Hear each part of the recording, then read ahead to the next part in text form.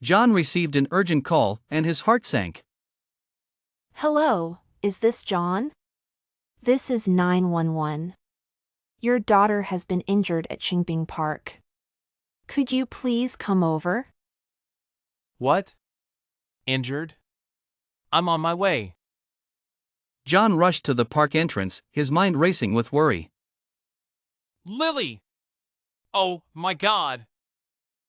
Lily lay on the ground, her body covered in injuries, surrounded by medical staff and onlookers. Lily, hold on! Daddy's here! The child has been severely injured by a dog. You parents are really negligent. But Emily was supposed to be with her. What happened? John turned and saw Emily sitting under a tree, protectively holding her son Oliver while a large dog lay nearby, barely alive. Emily! How could you let this happen?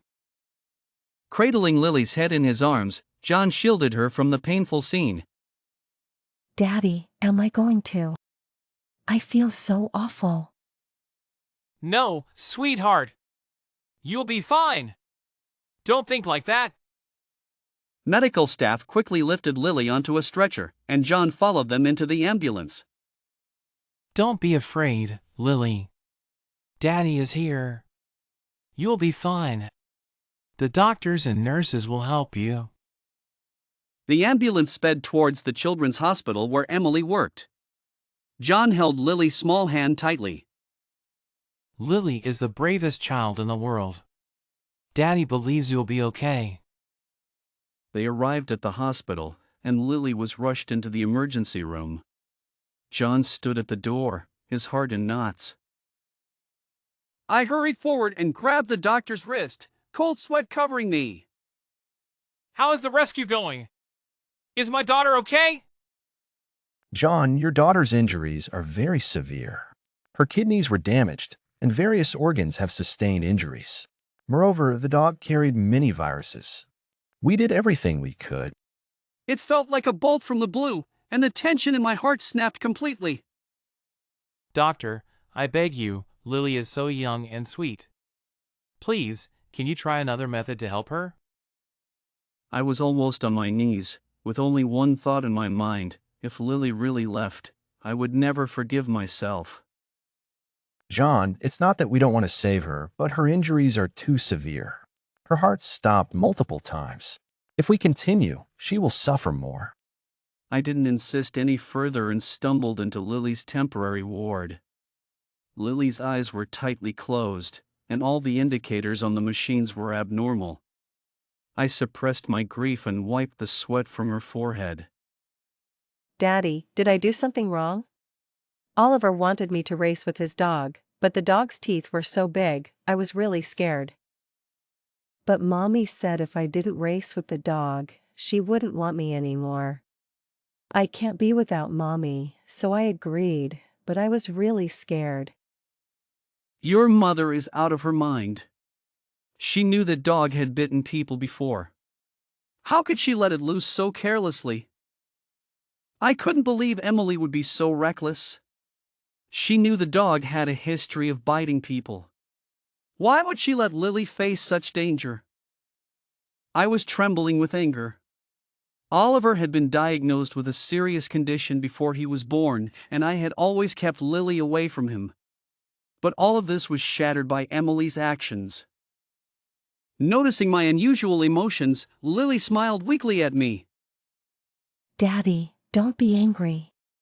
Maybe Mommy is mad at me because I didn't get her a birthday gift. I secretly saved money to buy her a carnation. You can give it to her tomorrow, and she'll be happy and come to see me. She struggled to take out a wilted flower from her pocket.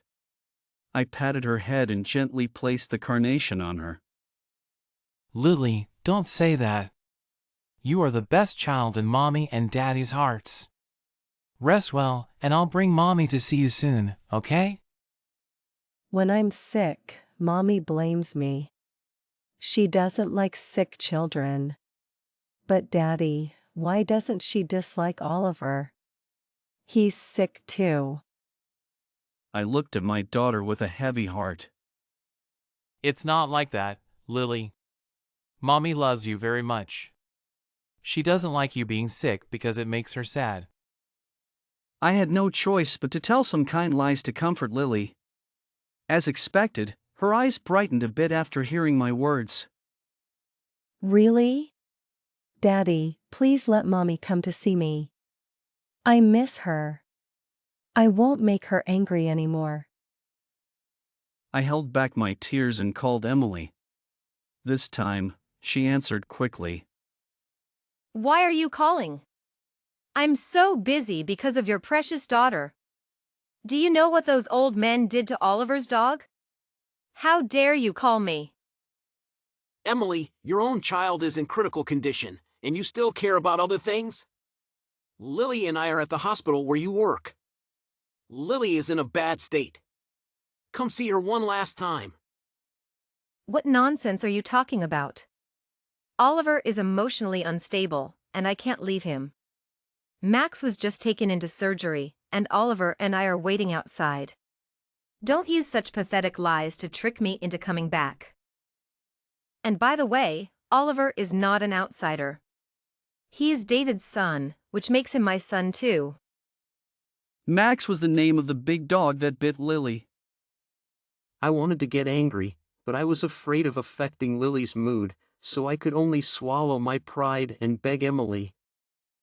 Please, I beg you. Lily is still your flesh and blood. Just fulfill her last wish and come see her. Stop pretending. Who hasn't been bitten by a dog? Is it really worth all this drama? Max is the one who is truly in danger. In your heart, is Lily's life so insignificant? If that's the case, there's no need for us to stay together. Fine, I've been looking forward to a divorce. Remember, you brought it up, so don't come crying to me later. Emily sneered and hung up without hesitation. I sent her several more messages, but they were like stones sinking into the sea, with no response. Eventually, she blocked my number. For the first time in my life, I felt so useless, unable to fulfill even a small wish for my daughter. Noticing my unusual mood, Lily's voice carried a hint of probing. Daddy, it's okay if Mommy doesn't want to come. Having you with me is enough. I won't be sad if Mommy is with Oliver. She will come back for my birthday tomorrow. I wiped away my tears and forced a bitter smile. Lily, Daddy will always be with you. Is there anywhere else you feel uncomfortable? Daddy, I'm a bit dizzy and want to sleep. Please make sure to give Mommy the carnations I bought. I've been secretly preparing them for a week. Lily, Daddy promises you. Don't worry. I held Lily's hand tightly. A few seconds later, the heart monitor flatlined. Lily, my daughter! I stood up and held Lily in my arms, unable to hold back my tears. My daughter, at the age of 5, left me forever the day before her mother's birthday. After settling Lily, I felt completely drained. My daughter, whom I had cared for 5 years, had left me just like that. Anyone would find it hard to accept. I didn't sleep a wink all night. I sent numerous messages to Emily, but she never replied. To fulfill Lily's last wish, I took her carnations and drove to David's house. As expected, when I arrived at David's villa garden, Emily was busy filming videos with David and his son. Since David's return, Emily had been visiting them daily. David had even created a TikTok account called Superhero Kids to document their daily lives and promote the idea that superhero kids should be born, gaining a lot of attention online. It was ironic. While I was in unbearable pain over Lily's passing, Emily was happily creating a facade of a perfect family with her first love. Even more ridiculous was that the rent for David's villa was paid with my money. David was Emily's first love, someone she couldn't let go of. They were supposed to get married, but Emily was diagnosed with blocked fallopian tubes before the wedding, making it unlikely for her to have children. David's parents forced them to break up, and Emily met me during a blind date. I fell in love with her at first sight and married her despite my parents' objections. But in the 5th year of our marriage, David returned with a superhero son. Emily wanted to divorce me to be with David, but she found out she was expecting at the crucial moment. James and Mary opposed the divorce, so Emily had no choice but to stay. Because of this, Emily saw Lily as an obstacle in her love life. From the moment Lily was born, Emily never took care of her. I raised Lily myself. Despite this, Lily never blamed her mother. Instead, she spent all her time trying to win Emily's affection. Even in death, she never gained Emily's approval. Holding the carnations Lily gave me yesterday, I walked to the front door. I knocked on the railing, and Emily looked at me with disdain when she heard it. What are you doing here? You're such bad luck. I pressed my lips together, not wanting to waste energy arguing with her. Come out and talk. I'm not here to cause trouble. Emily looked at me suspiciously and opened the villa door a few minutes later. Without saying a word, I grabbed her hand and walked towards the car. Emily stumbled behind me, pinching the back of my hand. Are you crazy, Michael? It's my birthday today, and you're acting insane. If you keep pulling me, I'll call the police. I stopped abruptly and flung her hand away. Am I the crazy one, or are you too much? I know you don't love me, but why are you so cruel to Lily? Do you know how heartbroken I was watching her lose consciousness in the hospital bed? How is that possible? Who hasn't been bitten by a dog as a child? How could it be so serious? You're just using this as an excuse to trick me into coming back. I promised Oliver and David I'd spend the whole day with them. I sighed deeply, my voice trembling. Emily, I'm begging you. Come with me to handle Lily's final arrangements. If I'm lying, may I never find peace. Do you believe me now? Go to the morgue and see Lily one last time. She's only 5 years old. Can you really be so heartless? Emily was silent for a long time, then looked up at me. I still don't believe it. Just a few dog bites can't be fatal. We all went through that as kids. Fine, I'll take you to the hospital morgue to confirm. Just as Emily was about to get in the car with me, David and Oliver rushed out. David tightly grasped Emily's wrist, looking righteous. Michael, you're being too domineering. Today is Emily's birthday. She is herself first, and only then is she your daughter's mother. Oliver clung to Emily's leg, looking pitiful. Aunt Emily, Max has already left me and Dad. Are you going to leave us too? You're my only mom. Emily bent down and held Oliver in her arms, the last bit of softness in her eyes disappearing. Michael, you know I've had feelings for Oliver for 8 years. Besides, I already promised him today. I can't leave him with David. As for Lily, I'll find time to visit her. Tell her that Oliver is sick and she needs to be considerate of her brother and not lie. I smiled bitterly, the last bit of affection I had for Emily vanishing. But to fulfill Lily's last wish, I handed her the carnations from my pocket. These are from Lily for your birthday. From now on, you have nothing to do with Lily. Someone as cruel as you doesn't deserve to be her mother. After handling Lily's final arrangements, I'll divorce you and let you be with your lover. What are you doing, Michael? Divorce is divorce. Who's afraid of whom? David, let's go. Ignore him. Emily left without looking back, holding Oliver. David, however, stood there with a mocking expression. Michael, what use is that marriage certificate to you? Your wife and money are both mine. You will get what you deserve. I won't let you off easily. I turned and left, immediately canceling the supplementary card I had given Emily, then rushed to the hospital. When I arrived, my parents and many relatives and friends were already there. My parents were wiping their tears, looking several years older. I was their only child, and Lily would likely be their only grandchild. Now, in middle age, such a tragedy had struck our family. If I couldn't accept it, how could they?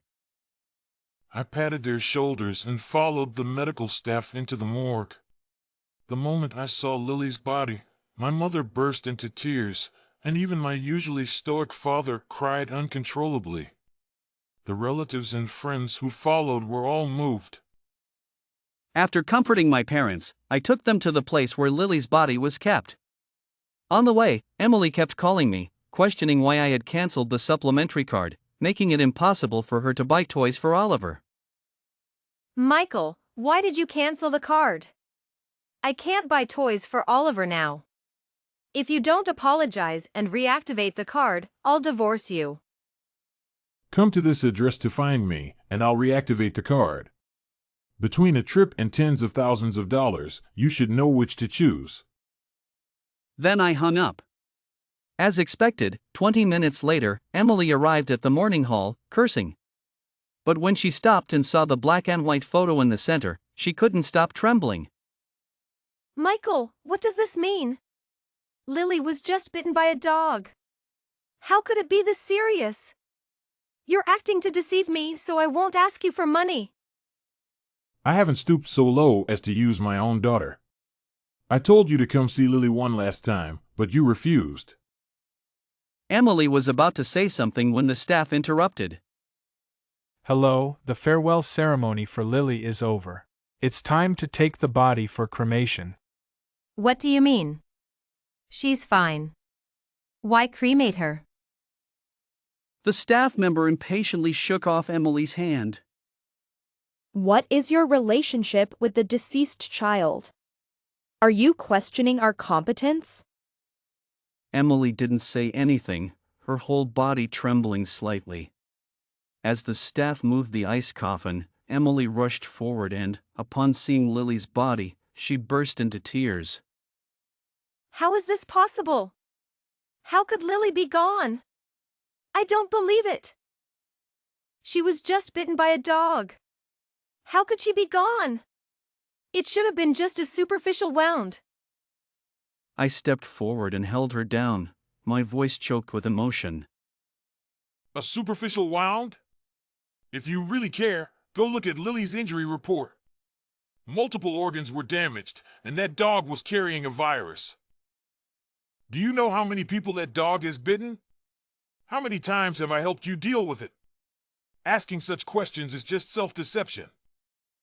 You're both foolish and selfish. What's the point of saying this now? Where were you in Lily's final moments? Lily was so badly injured, yet she was still thinking of bringing you carnations. And you?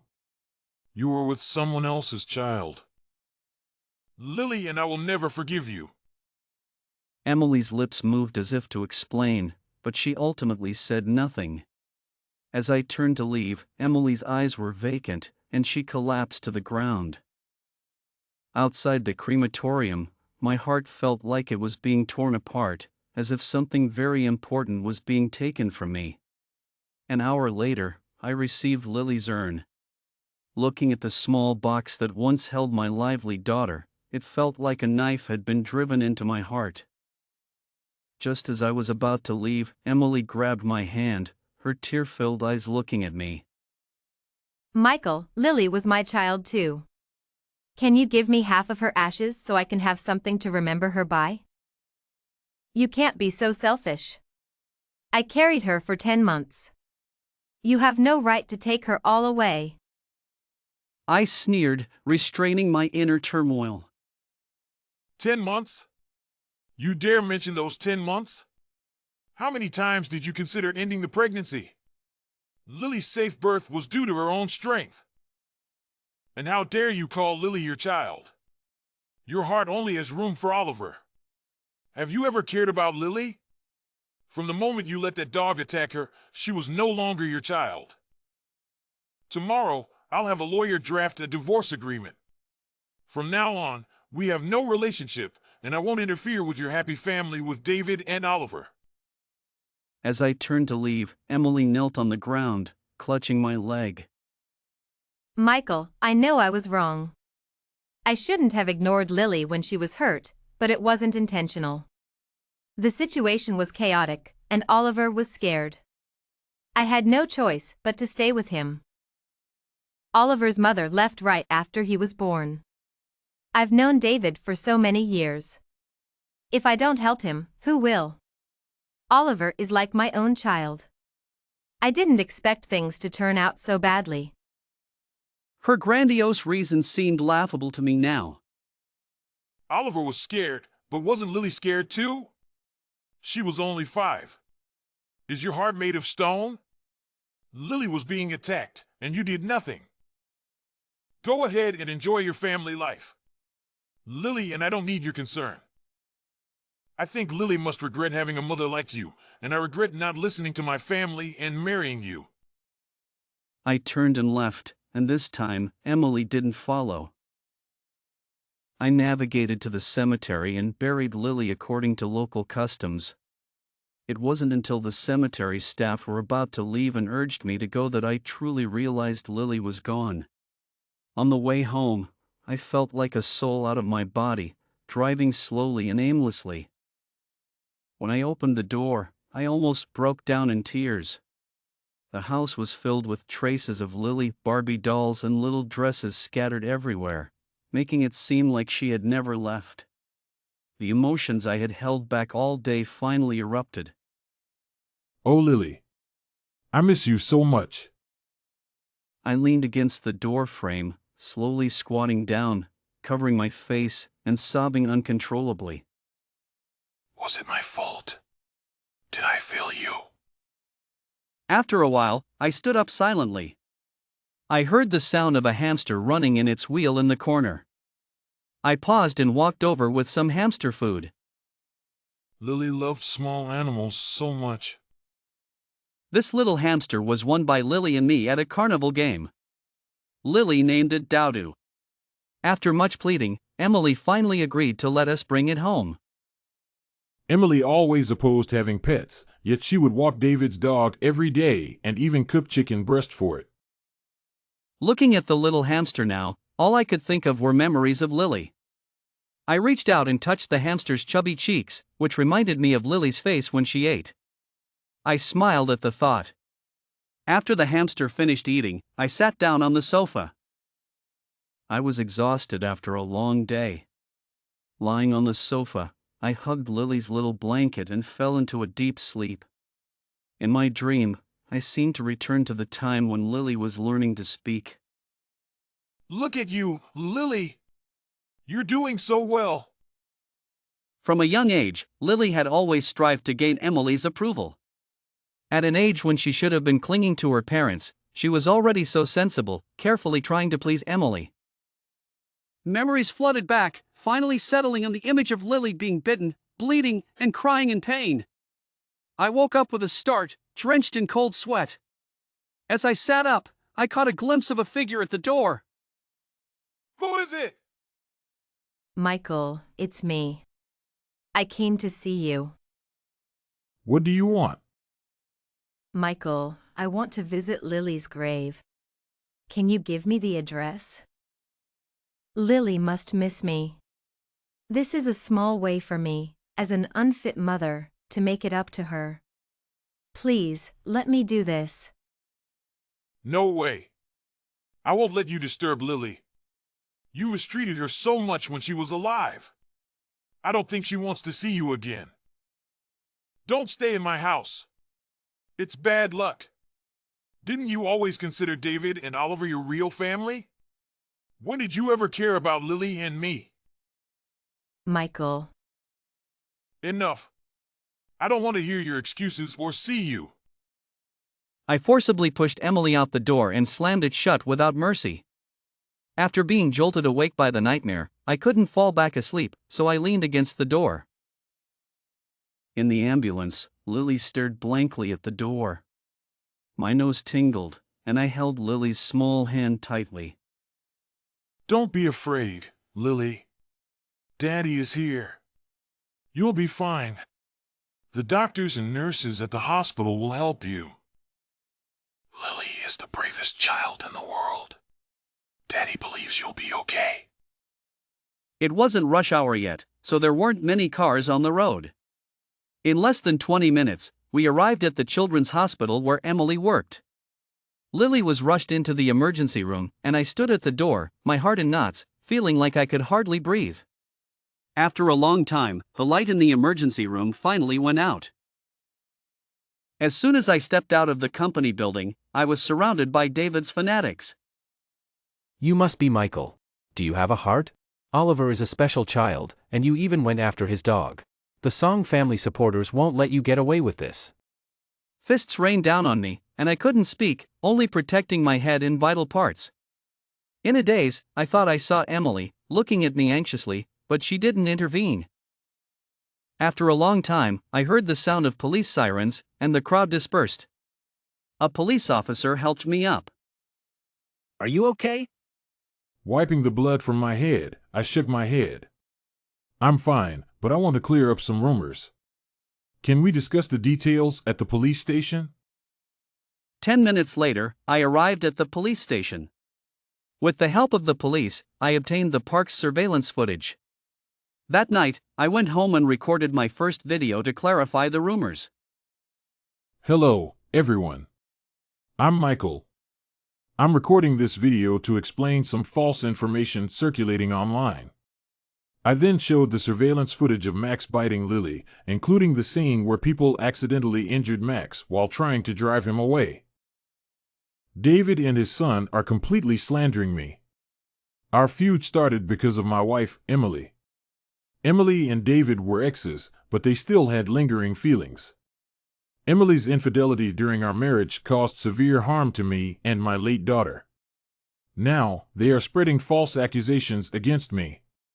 Everything I said today is true. I hope everyone can see the truth and not be deceived. The video caused an uproar as soon as it was released. Public opinion quickly shifted, and David and his son are twisting the truth became a trending topic. Emily's personal information was also thoroughly exposed. Within minutes, I received a barrage of text messages from Emily.